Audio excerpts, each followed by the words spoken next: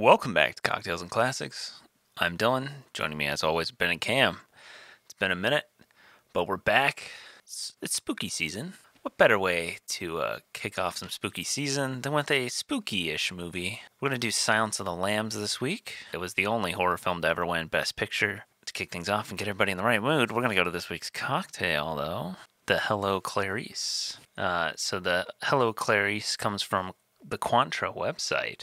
It is a dash of Angostura bitters, a half ounce of a Chianti float, 3/4 of an ounce of Cointreau, 3/4 of an ounce of fresh lemon juice, and 1.5 ounces of rye whiskey. And, Chianti, there's the line in the movie where he talks about eating the man's liver with some fava beans and a Chianti. And so instead of just doing a Chianti outright, we decided to zhuzh it up a little with a cocktail featuring Chianti. Or if you want to be a complete psychopath, Chianti. Check the show notes below.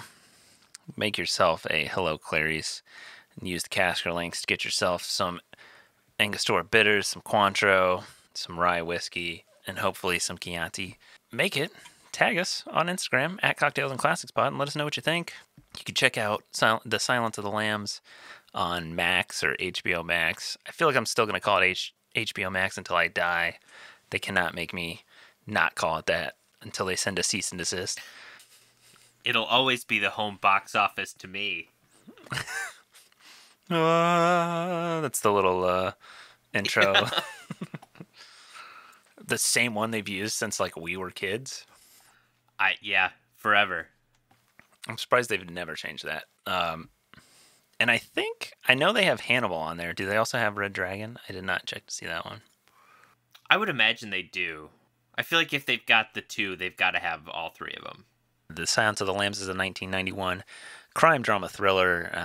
It currently sits at 8.6 out of 10 on IMDb, making it the number 24 top-rated movie on IMDb. And on Letterboxd, it's number 91 on their top 250. Directed by Jonathan Demme. Stars Jodie Foster, Anthony Hopkins. I'm trying to think of Ted Levine is in there. No one else is like really huge. Scott Glenn. He's not huge, but he plays does a Jack lot. Crawford. Yeah. I forgot why it was called Silence of the Lambs. I feel like that's such you're like, oh, it's a nice title. I was like, it doesn't really play into the movie. And then I'm on this rewatch, and she's like, oh yeah, there was like lambs being slaughtered, and Anthony Hopkins says to her, "Do you think that will silence the lambs?" And I'm like, okay. Oh, he said the thing. He said the title. So this film did. We already said that it's like the only horror film to win Best Picture, but it also won Best Actor in a Leading Role for Anthony Hopkins, Best Actress in a Leading Role for Jodie Foster, Best Director for Jonathan Demme, and Best Writing Screenplay Adapted on material previously produced or published for Ted Talley. So, had either of you guys seen this movie before? It's been a minute, but yeah. Technically, but watching it, I don't feel adequate in saying that. So, I don't remember enough about it to know have any informed opinion before going into it. I had seen this a long time ago, like Ben. And I remembered most of the beats. And I've seen Red Dragon. I don't remember if I've ever seen Hannibal, but I've watched the first 10 minutes of Hannibal, and then that was just kind of like, nah. Isn't it not as good? I feel like I remember Red Dragon being really good, and then Silence of the Lambs being really good, and Hannibal being like, you could skip it. So, from what I remember, it's more like spoilers for the sequel, but Hannibal Lecter is being hunted, so it's almost like Agent Starling is trying to catch Hannibal Lecter, but also trying to catch the person who's trying to have Hannibal Lecter killed. It's a whole weird thing where they make Hannibal Lecter seem more of a protagonist, which just doesn't feel right. It's weird.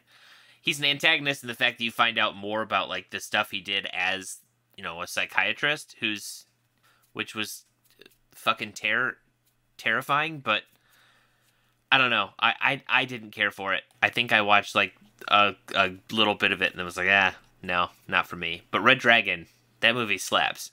It's also weird because it's like Julianne Moore plays Clarice in Hannibal. So like the only person who came back, it looks like, was Anthony Hopkins.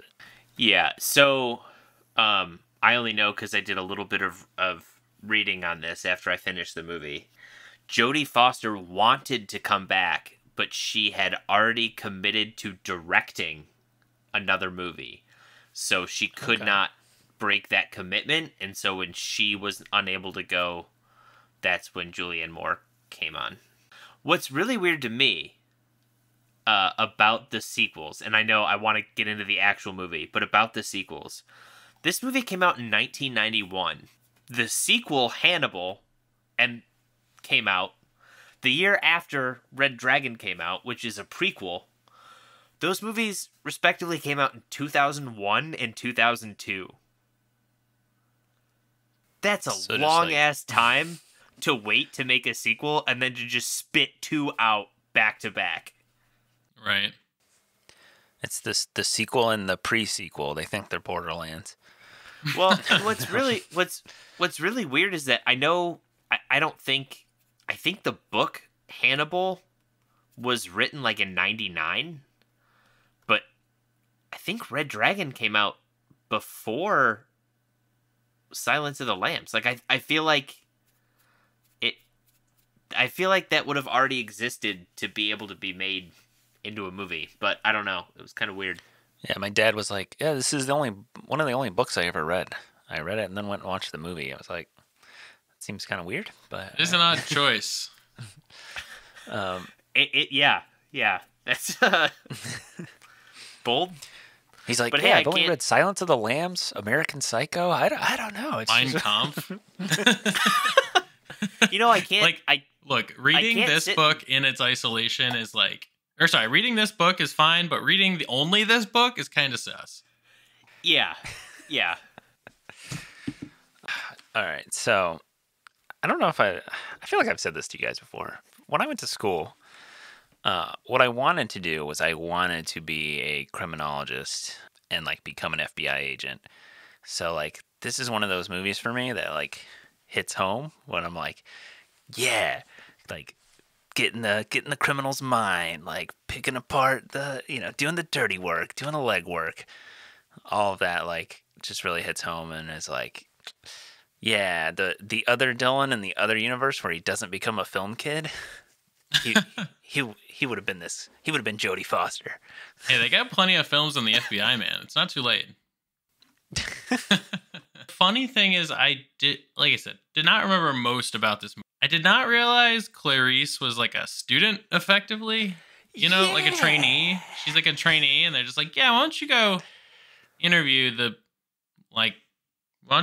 this cannibal on Super Lockdown for me, please? Who's very manipulative, by the way. Yeah, it doesn't make sense. Like, I mean, everyone kind of talks about how, what's his face, Jack Crawford is kind of using her. Yeah. It also kind of seems in his mind, he's kind of like, oh, she's like a star pupil. Like, I remember you from this lecture I gave or whatever. But at the same time, like, he really just kind of throws her into the fire. And when she first goes to see Hannibal and there's like the dude jerking it and there's the nice psychopath also in that, I was like, Jesus, like she's just really in the shit right now.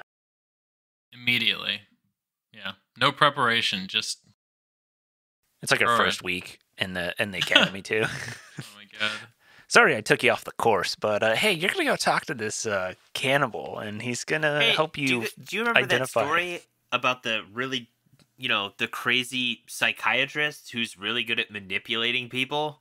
Yeah, we're gonna have you go talk to that guy.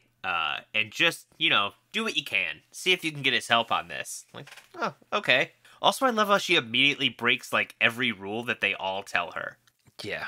Don't approach the glass. Immediately walks right up to the glass. Like, don't tell him anything personal about yourself.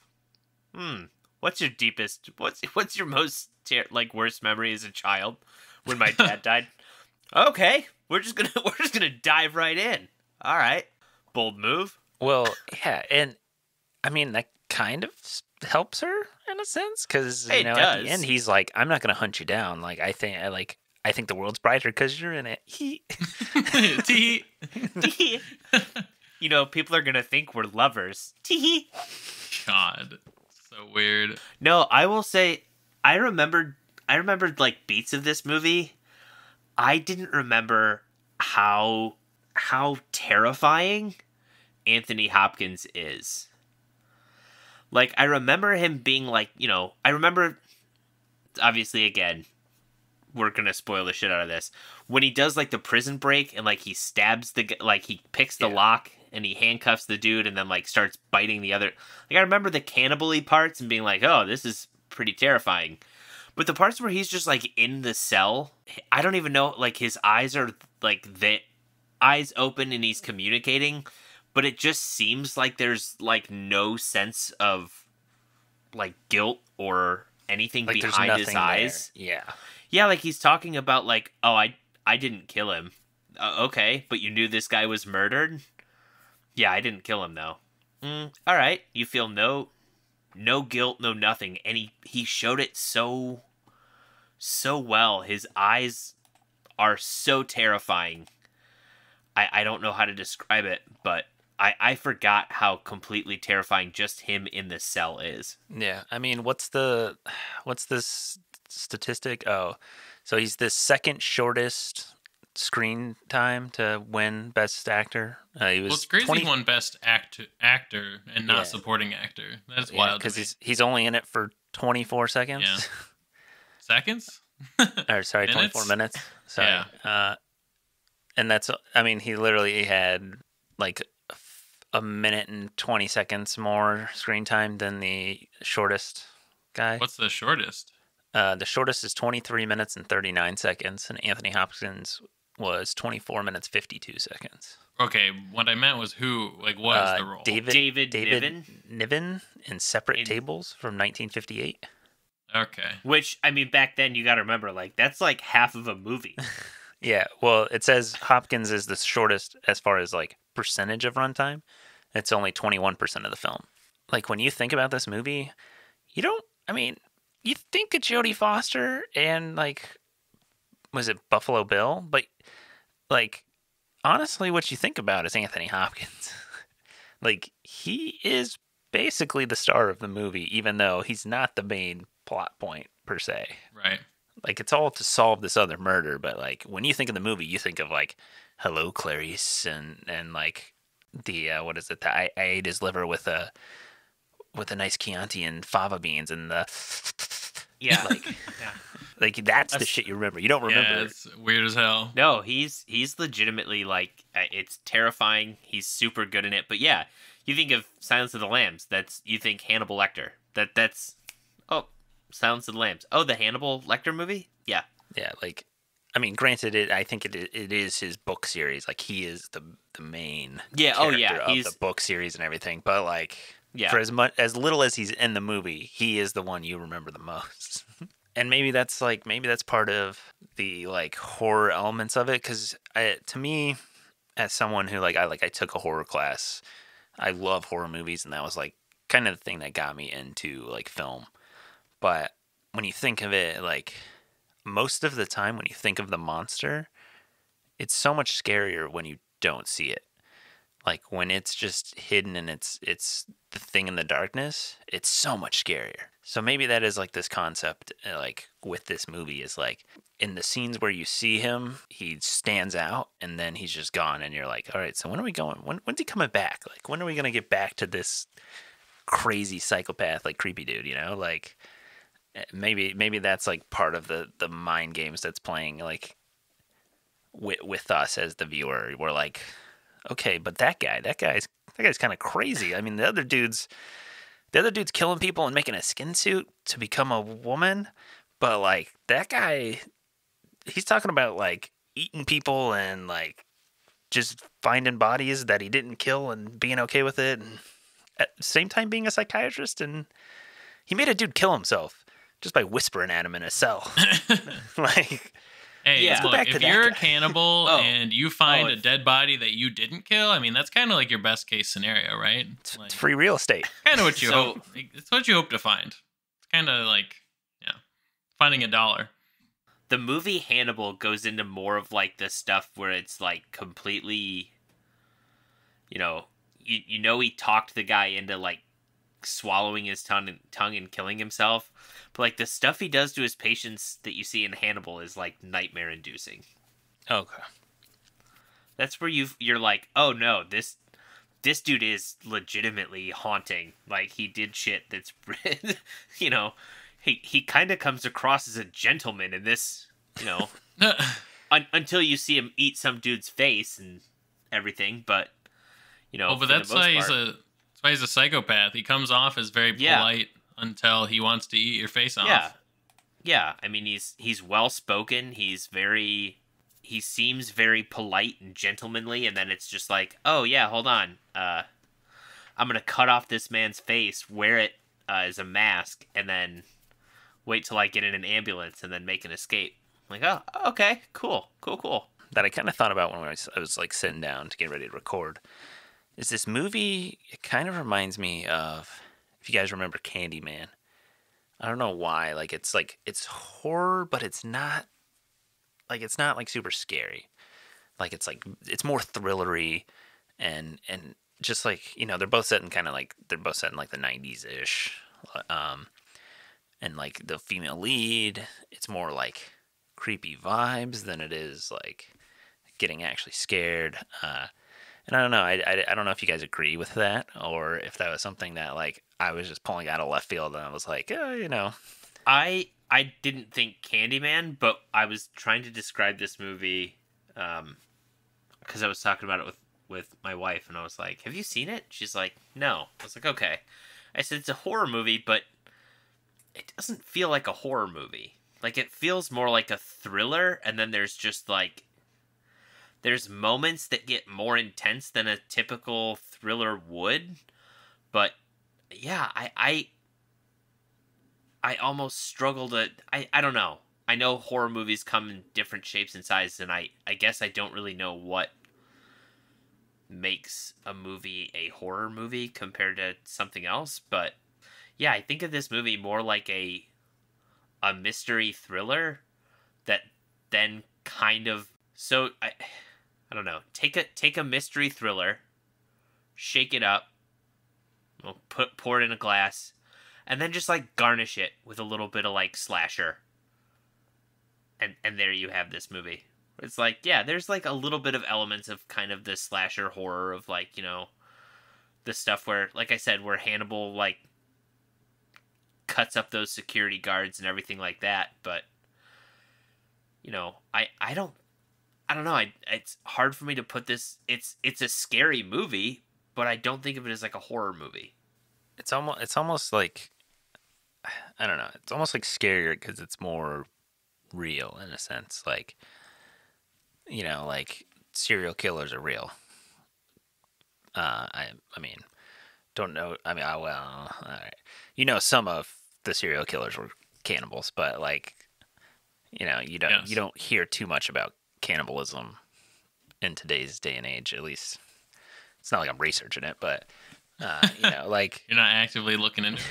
yeah, but like serial killers are real. It's more grounded than like, Yeah. I don't know, like Ghosts, I love witches, ghouls. Yeah, I was gonna say I love The Thing, but like I don't think there's an extraterrestrial being taking over the world. Little do I know. I don't know, but like You better hope not with little that green- attitude. Little green ghouls, yeah, Green Ghost ghouls, ghouls. buddy. goblins.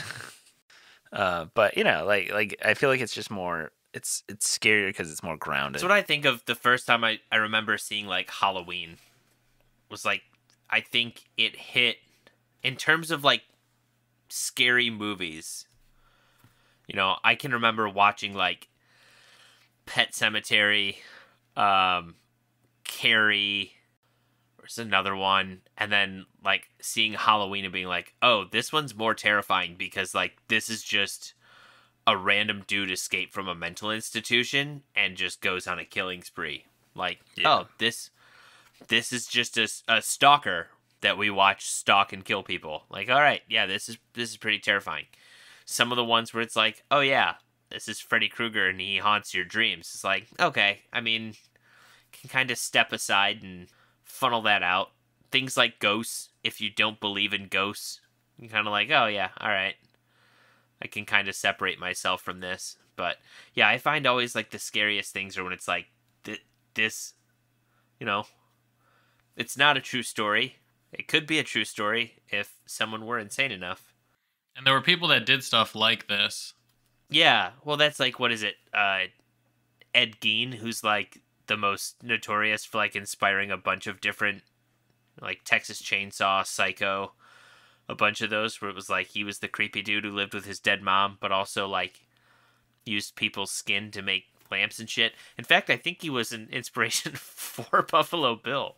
Yeah, I was gonna say, I think he's literally the inspiration for Buffalo Bill. Because he had like a fucking lampshade made out of nipples or some shit. So like, it was nice. fucking Hell House when they found that dude. That's the scene I always remember like being like parodied. Is the scene where like he's dancing around? Yeah, don't they do that in Clerks? What? Yeah. Yeah. Jason Mewes does it. Yeah. I remember Family Guy did it. And it's just like the Would you fuck me? I'd fuck me. Yeah. Next thing you know, he steps out from the mirror and just kind of like does the old tuck. Yeah. It's so uncomfortable. Yeah. It's a tough watch. This is bad. This is high tier cringe. All right, you need to calm down, sir. Oh god. Okay, I did not see that that cutaway. All right, so somebody on Letterboxd made a comment. It was like, there's only one moment in the film that still sends literal shivers down my otherwise unbothered spine with heart racing. That is when Hannibal's finger strokes Clarice's when handing over the case file. Oh, yeah. Mm-hmm. It was shocking. It was brilliant. That moment captured on film at once the change from standard tension to potential danger for Clarice to an actual personal promise/threat. What that promise was, I don't know. Was it a declaration of love or admiration? Was it the menacing stroking of the lamb before slaughter? Or was it another clue for her that he was about to enter the world of actual physical contact that he had been so closely secluded from? We find one of those answers in a later film, some in this one, but in that brief moment, we are given the key without knowing which door it would lead to. And then says, spoiler, I'm not going to read the spoiler. Yeah, I definitely saw that. I mean, it's through that and other actions. I mean, Hannibal's just so good at playing everybody around him into doing exactly what he wants them to do. Well, he's like... He's like the edgy villain who gets to do whatever, when Clarice gives him the fake promise from the senator, and then the doctor is like, no, I got you a real promise, and then they go there and he literally says, fuck, what does he say? Some shit about creepy shit. Oh, do your nipples still hurt after you fed her or something? Yeah, when she dies, He says some You're weird just shit. like, what the fuck, dude? All this to come here to be like a fucking tool bag? Well, it was to go there so that he'd be in a temporary prison so that he could escape out of that prison. I mean, he was just toying with her, which is just, him. cherry on top for him, Here's my question. Did the dude honestly somehow forget his fucking pen in the cell? That's what we're led to believe, I guess. I mean, most people don't think about a pen, right? Like, most people, a pen's an everyday object, and you're just like, yeah, I'm here to fill this out. And it's like, if you leave a pen, do you really remember if you leave a pen somewhere? No. You only remember if you go to look for it, and you're like, ah, shit, where did I leave that pen? Yeah, but don't you then think, shit, where did I leave that pen? This dude just goes, oh yeah, I'll take yours. Yeah, but this guy is very arrogant, Oh yeah, no, he's a chungus. I think the other thing is he might have dumped the pen eventually, because literally all he had was the nib, the actual writing part of it when he escapes. So maybe it was maybe he dumped it and they were kind of hey, search this guy, and there's no pen on him at that point. But maybe does he pull it out when he's in the cell?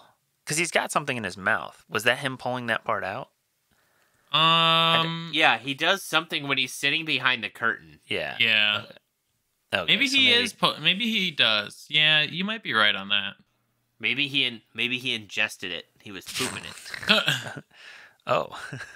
He put it in I the don't one know, place could where be. it's hard to find stuff. Well, it's funny. Yep. So there's like The small old prison pocket. there's like small things you don't really notice. I was like so dumbfounded when the cops come in and they're like, "Oh, that's Pembry. Like, talk to him. Tell him he's gonna be all right." I was like, "How do you not notice this dude doesn't fucking look like?" Yeah. Well, he had his face on. I noticed that later when he gets He in had the his ambulance face and he pulls on, it off. and he was all bloody. So they. My headcanon Which they allude to. is that yeah. But like you kind of forget because like you hear the dude crawling away, and then Hannibal picks up the knife and is like, "Are you ready, Officer Pembry?" And like that's just all you hear, and then it cuts to the elevator. Yeah.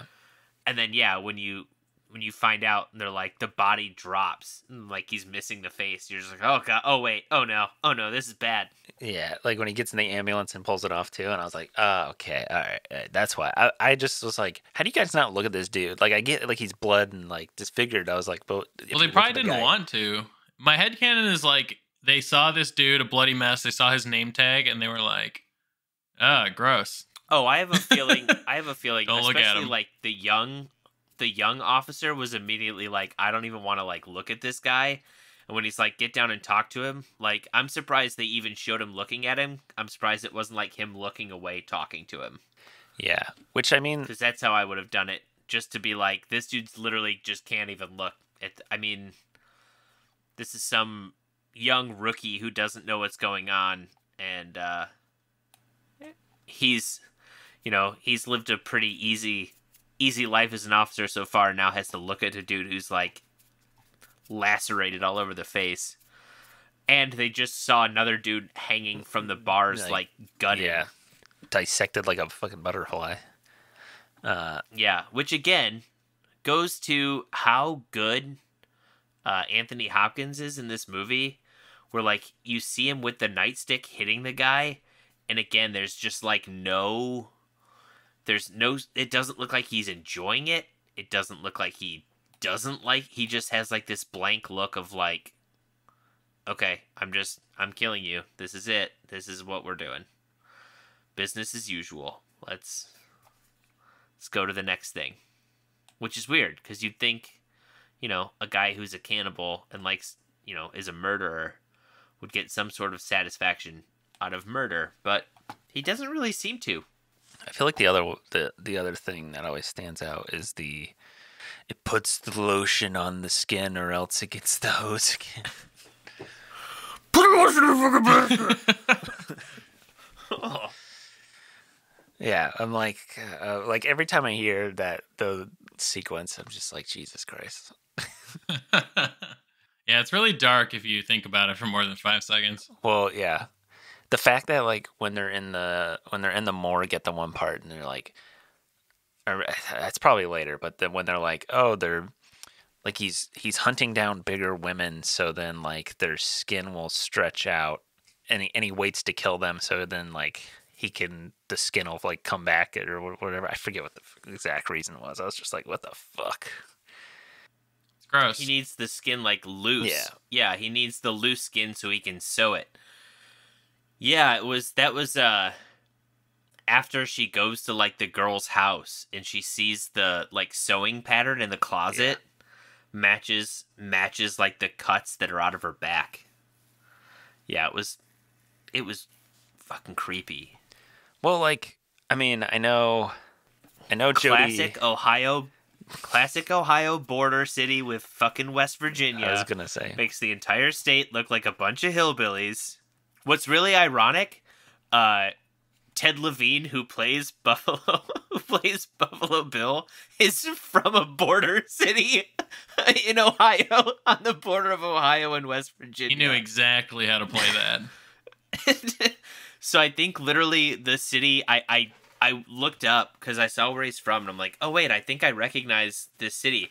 In fact, he's from Bel Air, Ohio, and literally when you like click on or hover over Wikipedia about Bel Air, it shows the bridge, and I'm pretty sure that's the bridge Jodie Foster is driving over when it shows her like driving into Ohio. I've been to the border of West Virginia and Ohio. I think I've driven over that bridge. It's pretty rough, I will say. Oh yeah, it's sketchy as all hell. It just makes sense to me that this guy's from there and, like, was getting away with it. Because as soon as Jodie Foster walks in and is like, oh, yeah, I'm with the FBI, he's immediately like, got any leads? Got any fingerprints? You think you guys got is there a guy you're kind of interested in? And you're like, sir, that seems kind of sus. Do you have a description of what you're looking for? You're asking a lot of questions for, just a common folk, What do you... Like, if I met an FBI agent looking for murder, I wouldn't be like, hey, what are all the case details? Why don't you let me in on those real quick? It's a classic trope. The guilty people associate themselves with the investigation, They want to feel like they're smarter. They want to feel smarter than the police. Criminal Minds shit. Behavior Analysis Unit, which is, weirdly enough, what Jack was. Yeah, it's like, based on this. That's his thing. He's the behavioral science, whatever. I don't know. The behavior science unit, yeah. Yeah, I mean, apparently the FBI was like actively involved in helping them make the film. So like multiple of the characters were like coached by real life FBI agents. Is that why Scott Glenn never kicked one of the writers on set? Well, maybe they should have gotten some of that FBI training for the cast of Criminal Minds. Oh my god. That's a deep cut. Wow. I was gonna say, where's Ben going with? Oh shit. Like one of the dudes on. Give it a second. Oh my god. Give it a second. He's getting there. He's cooking. That was so disappointing when I was watching it, because I had just started watching it like a couple years back for the first time, and he was just like gone. I was like, why is this guy just like gone from the show? He was kind of good. Like, I liked him on the show. Then it was like, oh, he was abusive towards the cast. Like, what? Or the crew. He physically kicked one of the writers like in the chest or something. Who was this? He fucking Sparta kicked a dude. What's his name? Greg from Dharma and Greg, but then he plays Hotch. Yeah, he's like the most like, it's funny because on the show he's the most like restrained, straight-laced guy, and then apparently he has a real bad temper in real life. And yeah, he just is written off the show because he kicked someone in the chest, and I guess. And it wasn't like the first time he'd gotten physically abusive with like a writer or something, and then they were like, yeah, man, you're done, bro. And he was actually a good character, yep. So that was sad. I'm like, oh, god damn it. Yeah, it was. He was. I really liked his character, and then it was just like, oh yeah, he's gone into witness protection. That's right. And it was so unceremonious too. It was just like, yeah, he's just gone. He's just gone. They literally just were like sitting around the table. And they're like, oh, where's Hotchner? Oh, someone thought they saw this serial killer, and so they put him and his son in witness protection. So that's the end of it. And like, that was just it. They do reference him in other points, but he's never shown on screen again for reasons. Yeah. Nope. for reasons. It is funny that you like, I don't know, shows do that all the time, and you don't really realize it until you look it up later. Like, I don't know, I'm like, oh, why did this character leave the show? And it's either like it's something usually benign or like bad. It's like, oh, they had a contract dispute, or or like you said, or they're abusive. It's like, The one that irks me, spoiler for a show that ended I don't know how many years ago. I'm going to talk about Bones, the show Bones. We're going to get in depth here. The character, I think Sweets, was like the psychiatrist or something. Yeah. They killed him off. He literally asked to leave for like a month or something. They killed him off? A movie. And they just killed him off. I remember them killing him off. I didn't realize that was for that. Yeah, he literally just wanted to go. He was like signed on to direct this movie and asked if like, hey, can I just like leave for like a month or something, direct this movie, and then come back? And they're like, yeah, okay. And then they just killed him off. Wow, like, that's such a dick you move. to a dude who literally was like, "Hey, like I'll come back. I just want to do this thing." And they're just like, "Yeah, no, No, it'd be fun if we No. killed you instead. yeah." It'll be really dramatic. Everyone's gonna be really sad about it. That well, episode. I mean, if it like delayed the show, then But like, But all they had to do, they wrote him off the show. They literally could have written him off several other ways and just been like, "Hey, he's got to go Sweets visit is family. And yeah, there are something. also Or I think- multiple episodes where in the there's show- where some people are I not think in the it. show. Yeah, and I think in the show, his wife or girlfriend is like pregnant. They're just like, "Oh, so he had the baby. He's on paternity leave." Like that's all you had to do. Yeah, wow, that's messed up. It wasn't a complex thing to do. They just were like, "All right, well, you're gone now." Yeah, that's messed up. I didn't know that. I remember I was watching the show when that happened, and I was like, what? Side point about him, I did not realize he did apparently help direct the Dungeons and Dragons movie. the guy from Bones, or the guy Yeah, from... the guy from Bones. Yeah, that guy. Hey, I'm proud of him. The guy from Waiting. Yes, the guy from Waiting. Ryan Reynolds. No, Oh. the other guy, the guy in Waiting who's like the newbie. He's like the trainee the entire movie. The guy that shows his nutsack. Yeah, Okay. That guy. Okay. that guy. I think that's all of the people in the movie, though. At some point, The main guy who's not Ryan Reynolds or Justin Long God, I haven't seen that movie in years. It's probably a good thing. or Andy Melanakis. He's It's a name I haven't heard in a long time. about to say.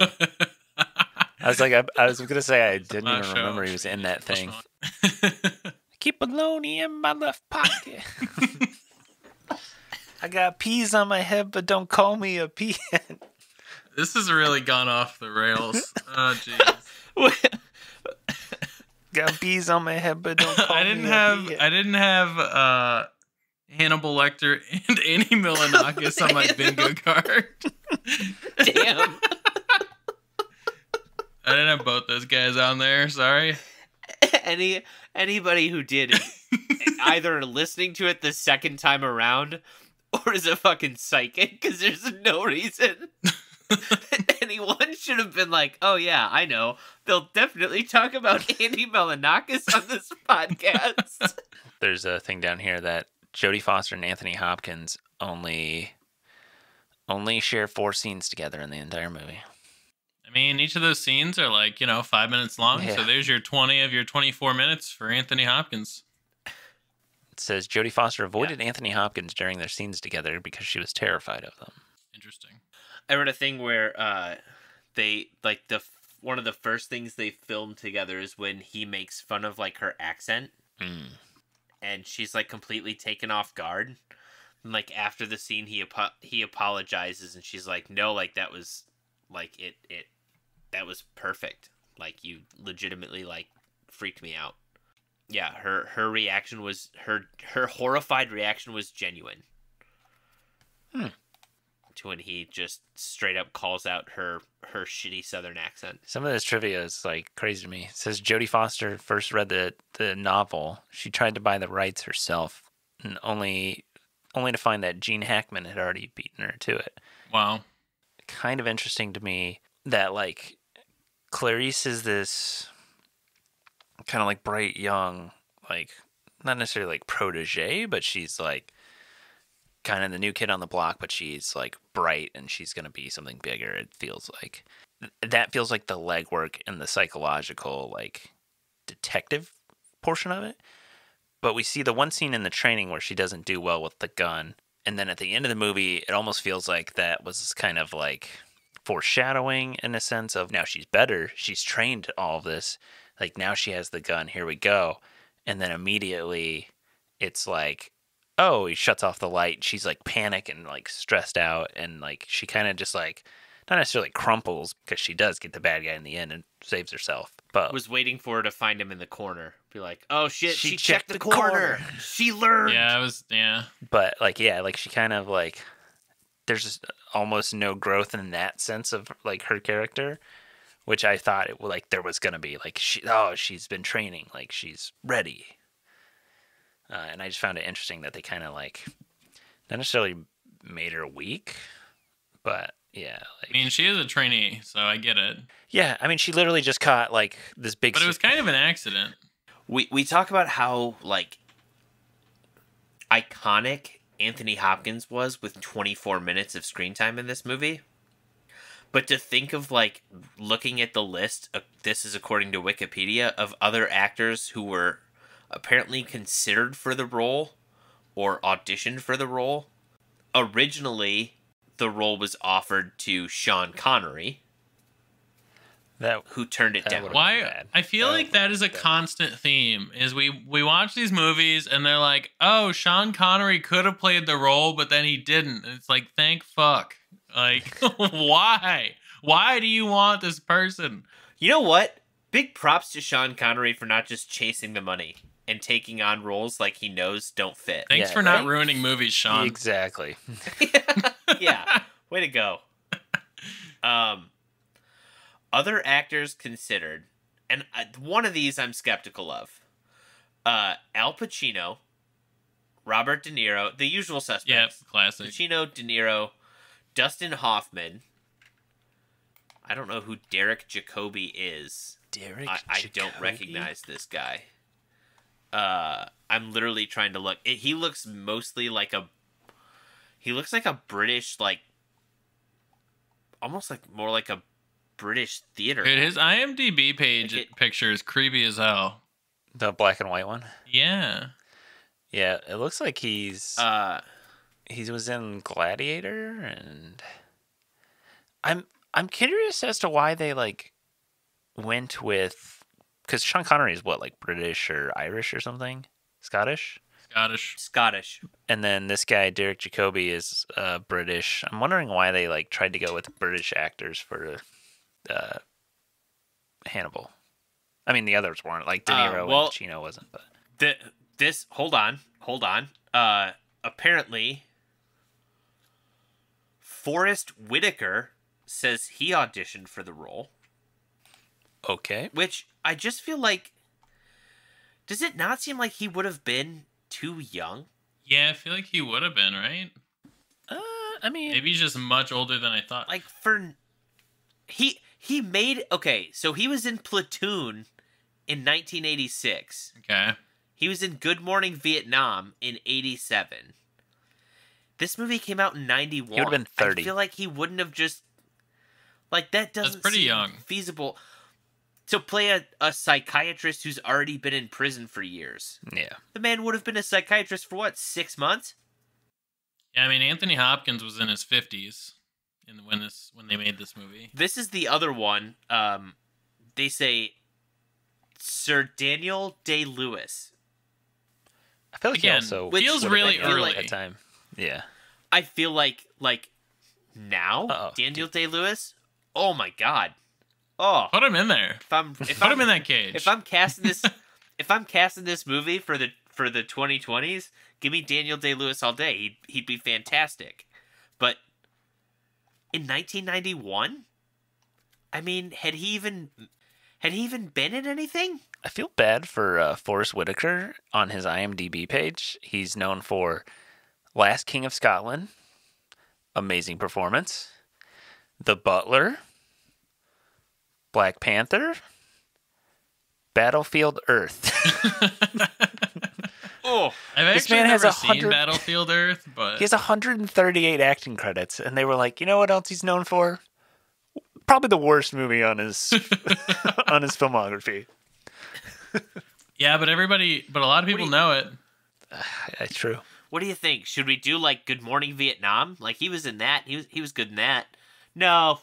Stick with Battlefield Earth. Trust me. People are gonna want to know that he was in this movie. Maybe the people who made Battlefield Earth paid IMDb to put that up there.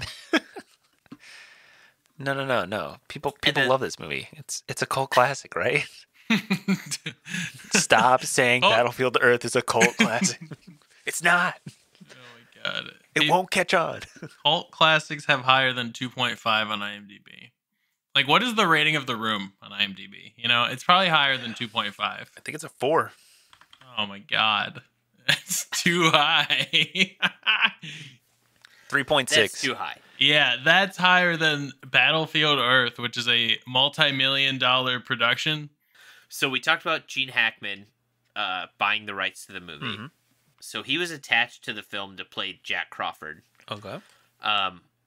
He, quote, found the script too violent, so he dropped off. And then Scott Glenn was cast.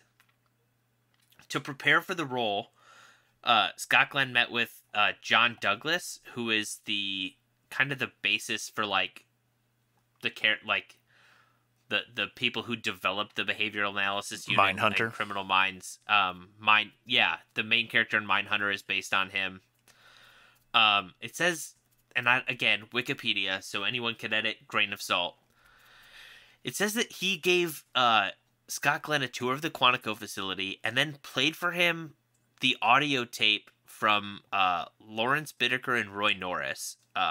So I just am not going to talk too much about this, but these two guys were a pair of serial killers called the Toolbox Killers, and the tape is literally of them like committing a murder. Like there's a full audio recording. Who the fuck plays that for someone? Like there's been talk where like they would not, like they played like a couple minutes of it for a jury, and the jury had to they had to like go on a break after like 2 minutes. They played this dude the whole fucking tape. It said, according to Douglas, Scott Glenn wept as he listened to the recordings and changed his stance on the death penalty. Wow. That's crazy. Be like, that dude single-handedly I'm sorry. I'm a convinced fucking me. actor. I'm an actor. Do not play me some sick shit that you've got recordings of. Like, I don't want to hear that. Hey, I guess you gotta know if you want to be really good at your job, you gotta know the source material, even though it's messed up. Gotta read the manga before you perform the anime. Wow. That is so interesting that he's like, yeah, all right, maybe we should be killing these people. Maybe we should. I assume he means that he is now for the death penalty after hearing the tape. Well, it says he changed his liberal stance on the death penalty. So I'm assuming it went from like this is bad to like maybe we should for some people. Maybe we should kill this guy. I don't know. I feel like at a certain point, you know, if he was like, "Hey, I got a tape to play for you," I'd be like, "Yeah, who's the buy?" Oh, the Toolbox Murders. Never heard of that band before. That guy. That was a subject on Mindhunter, right? I think, if I recall. Who? John Douglas? The Toolbox Murders. Yeah. No, it is, isn't it? I think it is. I thought I've seen a show where that was either influenced or directly in there. I thought it was Mindhunter. I'm pretty sure it is Mindhunter. In the last season, I thought it was literally like... Isn't that like the recurring theme? Like, wasn't he active during that time, I thought? No, that's BTK. Well, they had him too, but he was like a more long-arching thing. I'll look it up. These were two guys. Man, rest in peace to Mindhunter. We're never gonna get season 3, are we? It's over. No, I know. Fuck. Sucks. So good. That's such a good show, man. Need to go back and watch that shit. All right, next season rewatch of Mindhunter for the podcast. Man, God, it's so good. I can't find. I feel like there was a. I feel like it was. God, I don't know. I feel like maybe I'm like misremembering something because I feel like there was a show in which they had that person like in it. I don't know. Maybe not. Also, I'm surprised. So Gene Hackman bought the rights, right? And then was like, "This is too violent." I'm surprised he didn't try to like do anything to like change that. Like he wasn't just like. Some people have integrity. All right, they're like, "This is good, but not for me." I mean, yeah. Sean Connery, same thing. This is good.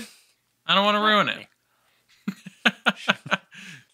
This is too good. So I imagine it's somewhat something like that. Also, like, did he? So he bought the rights to it. Did he sell the rights, or did he just have like a producing credit? Like maybe he was like, I won't do this very well, but I have a monetary interest in it doing well, so Probably a bit let's hand it off. of both, I would imagine. Oh, for Gene Hackman? Yeah. I believe. Okay, so this was actually Silence of the Lambs was like the second movie that was made based on the book. The first one, ironically enough, was called Mindhunter. Interesting. What? What? Or no, Manhunter was based on a different novel by the same author. So before Silence of the Lambs, they partnered with Hackman. Hackman was set to direct and possibly star. They were going to split the $500,000 cost of the rights between Hackman and the studio. The producers had acquired the rights to the character, and basically due to the failure of Manhunter, not Mindhunter, due to the failure of Manhunter, the producer of that movie basically like gave them the rights for free. I don't know. I have a feeling that maybe they just split it, and then I'm guessing maybe he made money off of it. I don't know. They don't say anything else about it after like basically that like he found the screenplay to be too violent, which I'm sorry. You read the book and then the screenplay you were like, "No, that's too much, man. Can't do it." Well, and part of this trivia apparently is that Did you read the book? He saw his own performance in a violent movie, and that's what turned him off. He was like, I don't really want to do violent roles anymore. So maybe he got it and then saw himself in the movie and was like, ugh, I don't like that. Never mind. He watched himself playing Lex Luthor and was like, wow, I really don't like this. Maybe I shouldn't do this next picture. Man, this is bad. Maybe I shouldn't do this acting thing. Were you happy with how it ended, I guess? Like, are you, like, okay with the fact that, like, Hannibal gets away and it's this, like, air of mystery of what's going to happen? I mean, there's, another movie and all that, but... Yeah, but pretend it's, like, 1993, and as far as you know, they're never going to make another one. I don't know, Ben, you're the open-ended guy, Ben. Is it closed enough for you? Because they got Buffalo Bill? I think it closes enough for me because of the fact that so I guess I go ahead and headcanon this one. He's in, I don't know where exactly he's at the end of the movie. Somewhere tropical, I guess. Some sort of island. I assume he kills and eats the other, like, the psychiatrist. But in my mind, like, I don't know, he's just kind of, after that, he's in the wind. Like, does he keep killing people? Yeah, probably. I don't know that he ever goes back. I mean, I'm sure maybe in future movies, I can't remember. I'm pretty sure he ends up back in the U.S., but not counting that movie, like, if I'm thinking, like, it's 1993, it's been a couple years since I've seen the movie. How does this end? I just think maybe kind of like Andy Dufresne at Shawshank, where like he's just living on a beach somewhere. Just living his best life, killing people, maybe. I don't know. I don't know. I think as long as he kills that smarmy doctor, I don't really care what else he does, Yeah. I don't know. I guess in my mind, like, I think he thinks and probably knows that he would be able to go back and, probably keep getting away with stuff, and he'd be on the run, but he knows he'd be smart enough to stay ahead of the FBI, even Agent Starling, but I don't think he wants to deal with it. So I think in my mind, like, he just stays in whatever islands kind of hopping around. Maybe if he gets the urge to kill someone here or there, maybe he does. I mean, not that that's like a good thing, but I don't know. Probably all that kind of happens. Three of us technically had all seen this film before. Cam said he didn't remember anything, so you're gonna get a fresh rating from Cam because he's a little goob who can't remember movies. And then okay, the thing is, I don't feel good rating it before. Like, if I had to rate it before, I'd give it something like really crappy, like a 5, because like I don't know it. Like it didn't make an impression the first time. I guess I saw it, but I don't know. Cam was I understand concussed, that. and his memories were deleted from watching this 2-hour movie. Deleted. Rather than watching MacGruber, Cameron thought, I know, I'll watch Silence of the Lambs. Deleted. I had to make space for other things, you know? I had to make space for the room. So this got pushed out. My memory was full. Had to purge. What should I keep? This Oscar-winning movie? Nah, get rid of it. I gotta remember how to say hi, Mark, to all of my friends. Oh, hi, Mark. You're my favorite customer. What's the thing in SpongeBob where he's like, forget everything you know that's not breathing and fine dining. Yeah, fine dining and breathing. What's your name? Shit, where's the name? Where's the name? Oh my God. All right, Cam, what did you think on your first view? Yeah. Silence of the Lambs. It was a really great movie. I actually really like crime movies and TV shows, and this was basically like a crime horror thriller type movie that had some, horror, like I said, horror elements in it. So I really liked it. I'm going to give it a 9 out of 10. I thought it was really good. Going in, I really remember enjoying this film, but it didn't leave like a big impression on me. Gave it like a 7 out of 10. You know, it was one of those movies where it's like, oh man, that was pretty good. Let me go watch, Hannibal. Now I'm going to go watch Red Dragon. And I feel like I didn't really have a good respect for the movie. Like I said earlier, one of the things that I wanted to do in life, going into college, I wanted to be a criminologist. I wanted to be Jodie Foster's character, So now I'm like, damn, I really like that. Like, I'm like Cam, like I like true crime. Watching this made me want another season of Mindhunter. Like, it's something about it, like a fucking serial killer is just so haunting, and like chasing him down. And you kind of want to you just want to know like what makes those people tick, because they're just so unlike you, but they are a human as well. Like they're the most inhuman humans. And I think Anthony Hopkins really knocks it out of the park in this movie by being that person. Like Ben said, is lifeless behind his eyes. Any scene that he's in, he just takes over. Jodie Foster does an excellent job in this movie trying to not necessarily keep up, but trying to like keep her own against Hannibal in this movie. And yeah, it's really well made. Keeps you on the edge of your seat. There's things in it that like while it's considered a horror movie, it's not really horror, but it's so uncomfortable at times with like real world horrors, I guess. So yeah, I'm gonna bump this up, give it a 10 out of 10. I think this movie is really good, and I would put it up there. If I have to put it in horror, I'd put it as one of the best horror films. And if I put it in like a crime thriller category, it's top 5 for me. It's damn good. Dylan, I feel a lot of what you're saying. I think this movie, one, I remember watching it. 2, I think the things that you tend to remember about this movie are the things that are kind of constantly referenced, right? The night vision goggles, the girl in the pit, the put the lotion in the basket, a lot of the other type of things that, hello, Clarice. Would you fuck me? I'd fuck me. Yeah. The fava beans and a nice Chianti. Those types of things that like stick out. But rewatching this movie, there's a lot that I was like, I didn't remember this.